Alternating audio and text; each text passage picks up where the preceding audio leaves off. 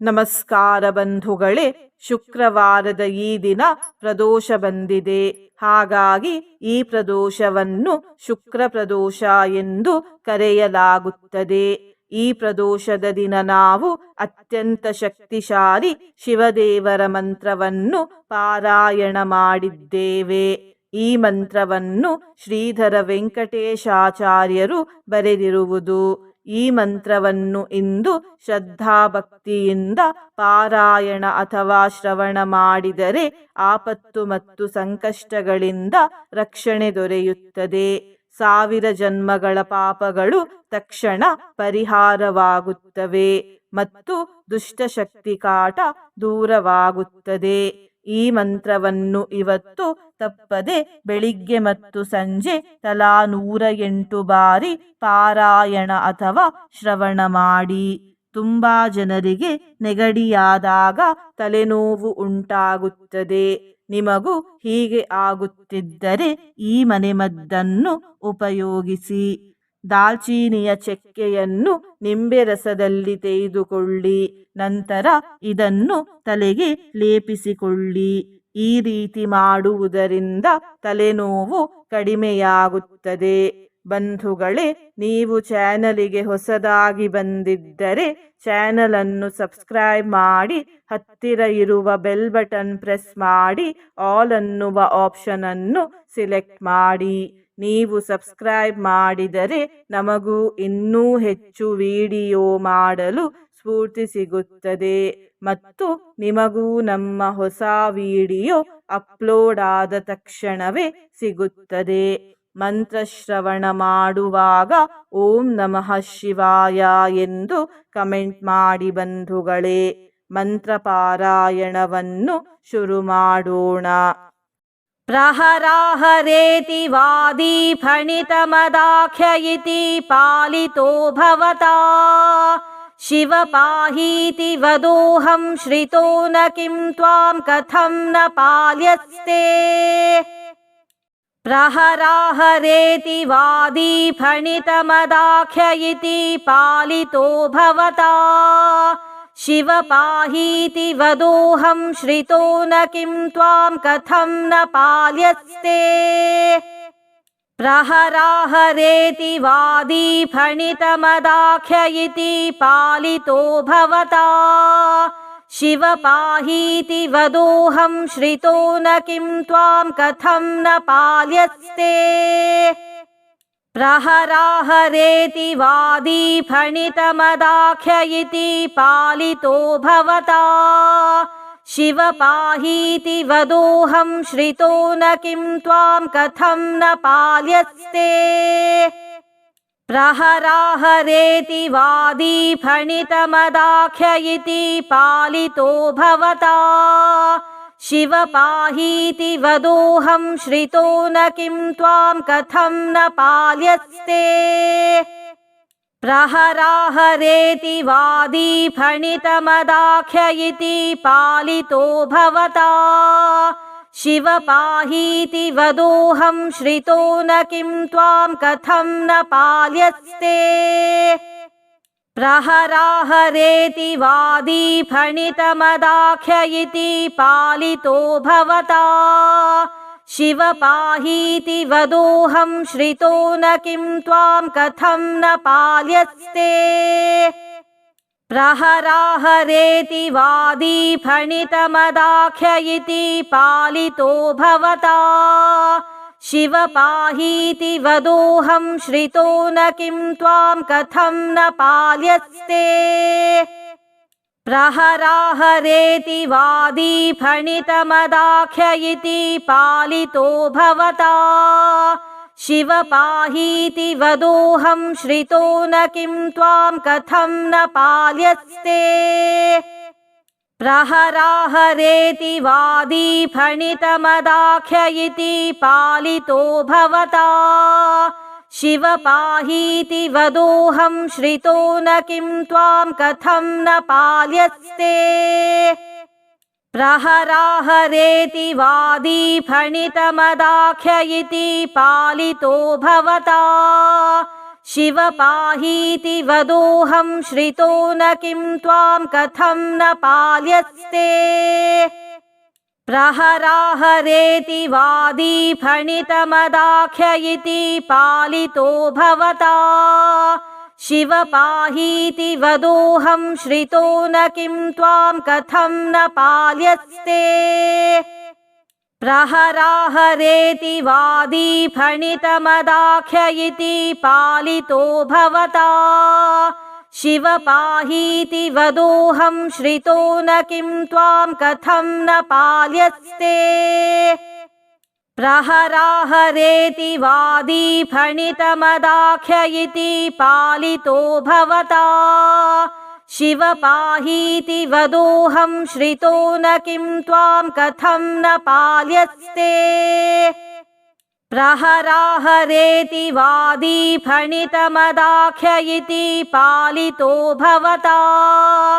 शिव पाहीति वदोऽहं श्रितो न किं त्वां कथं न पाल्यस्ते प्रहराहरेति वादी फणितमदाख्य इति पालितो भवता शिव पाहीति वदोऽहं श्रितो न किं त्वां कथं न पाल्यस्ते प्रहराहरेति वादी फणितमदाख्य इति पालितो भवता शिव पाहीति वदोऽहं श्रितो न किं त्वां कथं न पाल्यस्ते प्रहराहरेति वादी फणितमदाख्य इति पालितो भवता शिव पाहीति वदोऽहं श्रितो न किं त्वां कथं न पाल्यस्ते प्रहराहरेति वादी फणितमदाख्य इति पालितो भवता शिव पाहीति वदोऽहं श्रितो न किं त्वां कथं न पाल्यस्ते प्रहराहरेति वादी फणितमदाख्य इति पालितो भवता शिव पाहीति वदोऽहं श्रितो न किं त्वां कथं न पाल्यस्ते प्रहराहरेति वादी फणितमदाख्य इति पालितो भवता शिव पाहीति वदोऽहं श्रितो न किं त्वां कथं न पाल्यस्ते प्रहराहरेति वादी फणितमदाख्य इति पालितो भवता शिव पाहीति वदोऽहं श्रितो न किं त्वां कथं न पाल्यस्ते प्रहराहरेति वादी फणितमदाख्य इति पालितो भवता शिव पाहीति वदोऽहं श्रितो न किं त्वां कथं न पाल्यस्ते प्रहराहरेति वादी फणितमदाख्य इति पालितो भवता शिव पाहीति वदोऽहं श्रितो न किं त्वां कथं न पाल्यस्ते प्रहराहरेति वादी फणितमदाख्य इति पालितो भवता शिव पाहीति वदोऽहं श्रितो न किं त्वां कथं न पाल्यस्ते प्रहराहरेति वादी फणितमदाख्य इति पालितो भवता शिव पाहीति वदोऽहं श्रितो न किं त्वां कथं न पाल्यस्ते प्रहराहरेति वादी फणितमदाख्य इति पालितो भवता शिव पाहीति वदोऽहं श्रितो न किं त्वां कथं न पाल्यस्ते प्रहराहरेति वादी फणितमदाख्य इति पालितो भवता शिव पाहीति वदोऽहं श्रितो न किं त्वां कथं न पाल्यस्ते प्रहराहरेति वादी फणितमदाख्य इति पालितो भवता शिव पाहीति वदोऽहं श्रितो न किं त्वां कथं न पाल्यस्ते प्रहराहरेति वादी फणितमदाख्य इति पालितो भवता शिव पाहीति वदोऽहं श्रितो न किं त्वां कथं न पाल्यस्ते प्रहराहरेति वादी फणितमदाख्य इति पालितो भवता शिव पाहीति वदोऽहं श्रितो न किं त्वां कथं न पाल्यस्ते प्रहराहरेति वादी फणितमदाख्य इति पालितो भवता शिव पाहीति वदोऽहं श्रितो न किं त्वां कथं न पाल्यस्ते प्रहराहरेति वादी फणितमदाख्य इति पालितो भवता शिव पाहीति वदोऽहं श्रितो न किं त्वां कथं न पाल्यस्ते प्रहराहरेति वादी फणितमदाख्य इति पालितो भवता शिव पाहीति वदोऽहं श्रितो न किं त्वां कथं न पाल्यस्ते प्रहराहरेति वादी फणितमदाख्य इति पालितो भवता शिव पाहीति वदोऽहं श्रितो न किं त्वां कथं न पाल्यस्ते प्रहराहरेति वादी फणितमदाख्य इति पालितो भवता शिव पाहीति वदोऽहं श्रितो न किं त्वां कथं न पाल्यस्ते प्रहराहरेति वादी फणितमदाख्य इति पालितो भवता शिव पाहीति वदोऽहं श्रितो न किं त्वां कथं न पाल्यस्ते प्रहराहरेति वादी फणितमदाख्य इति पालितो भवता शिव पाहीति वदोऽहं श्रितो न किं त्वां कथं न पाल्यस्ते प्रहराहरेति वादी फणितमदाख्य इति पालितो भवता शिव पाहीति वदोऽहं श्रितो न किं त्वां कथं न पाल्यस्ते प्रहराहरेति वादी फणितमदाख्य इति पालितो भवता शिव पाहीति वदोऽहं श्रितो न किं त्वां कथं न पाल्यस्ते प्रहराहरेति वादी फणितमदाख्य इति पालितो भवता शिव पाहीति वदोऽहं श्रितो न किं त्वां कथं न पाल्यस्ते प्रहराहरेति वादी फणितमदाख्य इति पालितो भवता शिव पाहीति वदोऽहं श्रितो न किं त्वां कथं न पाल्यस्ते प्रहराहरेति वादी फणितमदाख्य इति पालितो भवता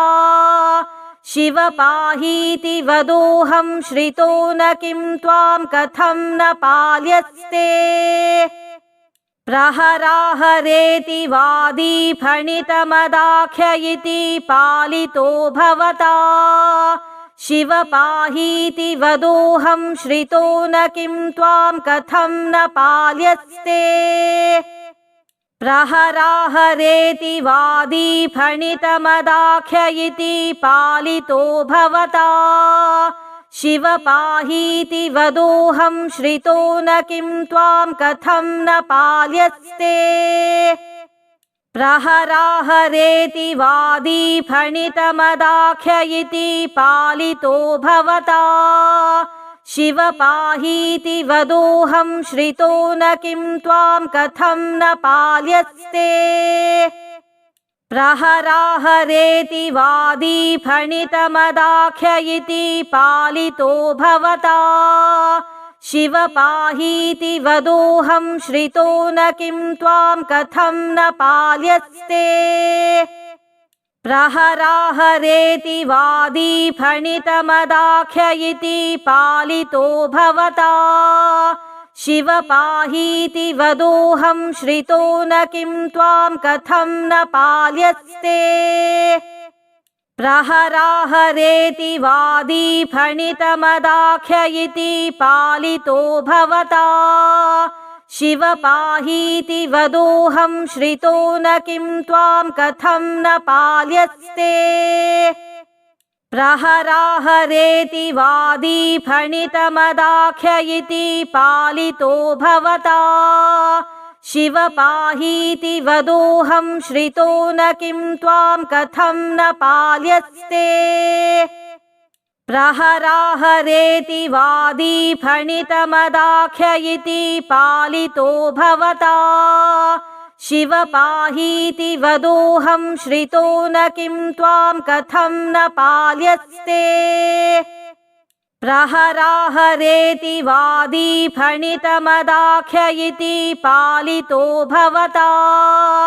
शिव पाहीति वदोऽहं श्रितो न किं त्वां कथं न पाल्यस्ते प्रहराहरेति वादी फणितमदाख्य इति पालितो भवता शिव पाहीति वदोऽहं श्रितो न किं त्वां कथं न पाल्यस्ते प्रहराहरेति वादी फणितमदाख्य इति पालितो भवता शिव पाहीति वदोऽहं श्रितो न किं त्वां कथं न पाल्यस्ते प्रहराहरेति वादी फणितमदाख्य इति पालितो भवता शिव पाहीति वदोऽहं श्रितो न किं त्वां कथं न पाल्यस्ते प्रहराहरेति वादी फणितमदाख्य इति पालितो भवता शिव पाहीति वदोऽहं श्रितो न किं त्वां कथं न पाल्यस्ते प्रहराहरेति वादी फणितमदाख्य इति पालितो भवता शिव पाहीति वदोऽहं श्रितो न किं त्वां कथं न पाल्यस्ते प्रहराहरेति वादी फणितमदाख्य इति पालितो भवता शिव पाहीति वदोऽहं श्रितो न किं त्वां कथं न पाल्यस्ते प्रहराहरेति वादी फणितमदाख्य इति पालितो भवता शिव पाहीति वदोऽहं श्रितो न किं त्वां कथं न पाल्यस्ते प्रहराहरेति वादी फणितमदाख्य इति पालितो भवता शिव पाहीति वदोऽहं श्रितो न किं त्वां कथं न पाल्यस्ते प्रहराहरेति वादी फणितमदाख्य इति पालितो भवता शिव पाहीति वदोऽहं श्रितो न किं त्वां कथं न पाल्यस्ते प्रहराहरेति वादी फणितमदाख्य इति पालितो भवता शिव पाहीति वदोऽहं श्रितो न किं त्वां कथं न पाल्यस्ते प्रहराहरेति वादी फणितमदाख्य इति पालितो भवता शिव पाहीति वदोऽहं श्रितो न किं त्वां कथं न पाल्यस्ते प्रहराहरेति वादी फणितमदाख्य इति पालितो भवता शिव पाहीति वदोऽहं श्रितो न किं त्वां कथं न पाल्यस्ते प्रहराहरेति वादी फणितमदाख्य इति पालितो भवता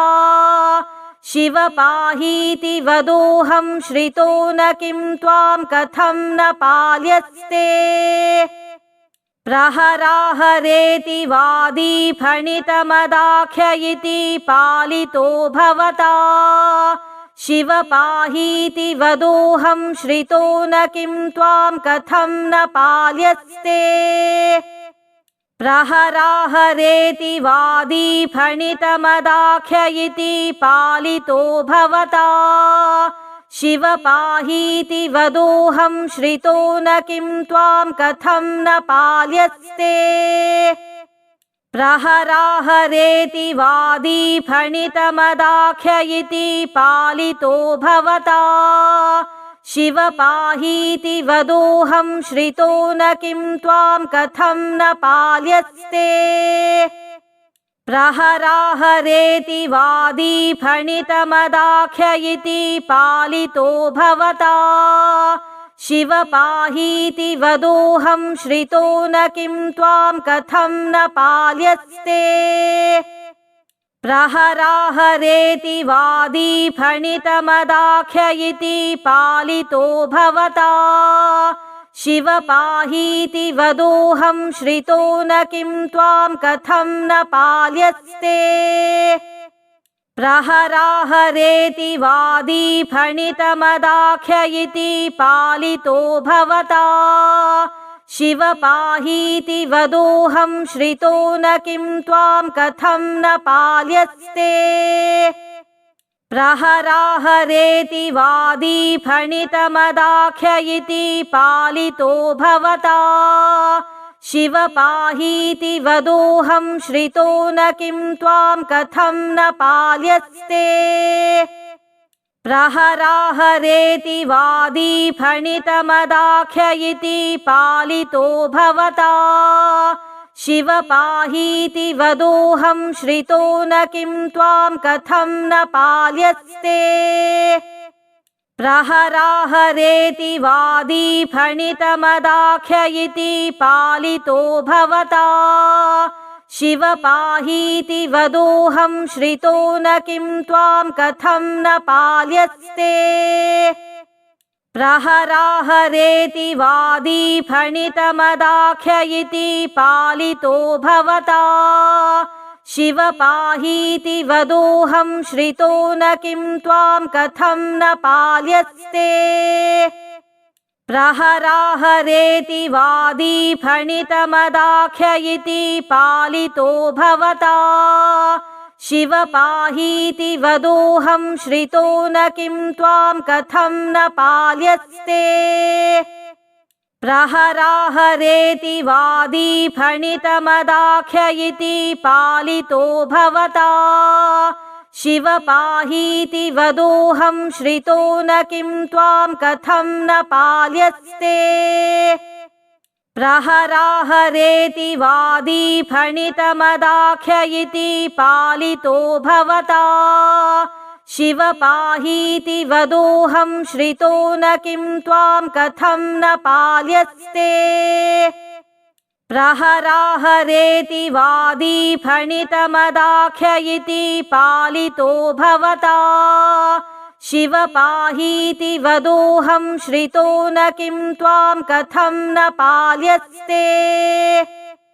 प्रहराहरेति वादी फणितमदाख्य इति पालितो भवता शिव पाहीति वदोऽहं श्रितो न किं त्वां कथं न पाल्यस्ते प्रहराहरेति वादी फणितमदाख्य इति पालितो भवता शिव पाहीति वदोऽहं श्रितो न किं त्वां कथं न पाल्यस्ते प्रहराहरेति वादी फणितमदाख्य इति पालितो भवता शिव पाहीति वदोऽहं श्रितो न किं त्वां कथं न पाल्यस्ते प्रहराहरेति वादी फणितमदाख्य इति पालितो भवता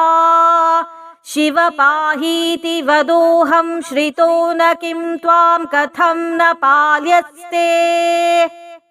प्रहराहरेति वादी फणितमदाख्य इति पालितो भवता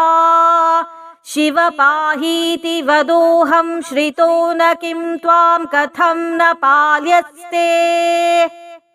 प्रहराहरेति वादी फणितमदाख्य इति पालितो भवता शिव पाहीति वदोऽहं श्रितो न किं त्वां कथं न पाल्यस्ते प्रहराहरेति वादी फणितमदाख्य इति पालितो भवता शिव पाहीति वदोऽहं श्रितो न किं त्वां कथं न पाल्यस्ते प्रहराहरेति वादी फणितमदाख्य इति पालितो भवता शिव पाहीति वदोऽहं श्रितो न किं त्वां कथं न पाल्यस्ते प्रहराहरेति वादी फणितमदाख्य इति पालितो भवता शिव पाहीति वदोऽहं श्रितो न किं त्वां कथं न पाल्यस्ते प्रहराहरेति वादी फणितमदाख्य इति पालितो भवता शिव पाहीति वदोऽहं श्रितो न किं त्वां कथं न पाल्यस्ते प्रहराहरेति वादी फणितमदाख्य इति पालितो भवता शिव पाहीति वदोऽहं श्रितो न किं त्वां कथं न पाल्यस्ते प्रहराहरेति वादी फणितमदाख्य इति पालितो भवता शिव पाहीति वदोऽहं श्रितो न किं त्वां कथं न पाल्यस्ते प्रहराहरेति वादी फणितमदाख्य इति पालितो भवता शिव पाहीति वदोऽहं श्रितो न किं त्वां कथं न पाल्यस्ते प्रहराहरेति वादी फणितमदाख्य इति पालितो भवता शिव पाहीति वदोऽहं श्रितो न किं त्वां कथं न पाल्यस्ते प्रहराहरेति वादी फणितमदाख्य इति पालितो भवता शिव पाहीति वदोऽहं श्रितो न किं त्वां कथं न पाल्यस्ते प्रहराहरेति वादी फणितमदाख्य इति पालितो भवता शिव पाहीति वदोऽहं श्रितो न किं त्वां कथं न पाल्यस्ते प्रहराहरेति वादी फणितमदाख्य इति पालितो भवता शिव पाहीति वदोऽहं श्रितो न किं त्वां कथं न पाल्यस्ते प्रहराहरेति वादी फणितमदाख्य इति पालितो भवता शिव पाहीति वदोऽहं श्रितो न किं त्वां कथं न पाल्यस्ते प्रहराहरेति वादी फणितमदाख्य इति पालितो भवता शिव पाहीति वदोऽहं श्रितो न किं त्वां कथं न पाल्यस्ते प्रहराहरेति वादी फणितमदाख्य इति पालितो भवता शिव पाहीति वदोऽहं श्रितो न किं त्वां कथं न पाल्यस्ते प्रहराहरेति वादी फणितमदाख्य इति पालितो भवता शिव पाहीति वदोऽहं श्रितो न किं त्वां कथं न पाल्यस्ते प्रहराहरेति वादी फणितमदाख्य इति पालितो भवता शिव पाहीति वदोऽहं श्रितो न किं त्वां कथं न पाल्यस्ते प्रहराहरेति वादी फणितमदाख्य इति पालितो भवता शिव पाहीति वदोऽहं श्रितो न किं त्वां कथं न पाल्यस्ते प्रहराहरेति वादी फणितमदाख्य इति पालितो भवता शिव पाहीति वदोऽहं श्रितो न किं त्वां कथं न पाल्यस्ते प्रहराहरेति वादी फणितमदाख्य इति पालितो भवता शिव पाहीति वदोऽहं श्रितो न किं त्वां कथं न पाल्यस्ते प्रहराहरेति वादी फणितमदाख्य इति पालितो भवता शिव पाहीति वदोऽहं श्रितो न किं त्वां कथं न पाल्यस्ते प्रहराहरेति वादी फणितमदाख्य इति पालितो भवता शिव पाहीति वदोऽहं श्रितो न किं त्वां कथं न पाल्यस्ते प्रहराहरेति वादी फणितमदाख्य इति पालितो भवता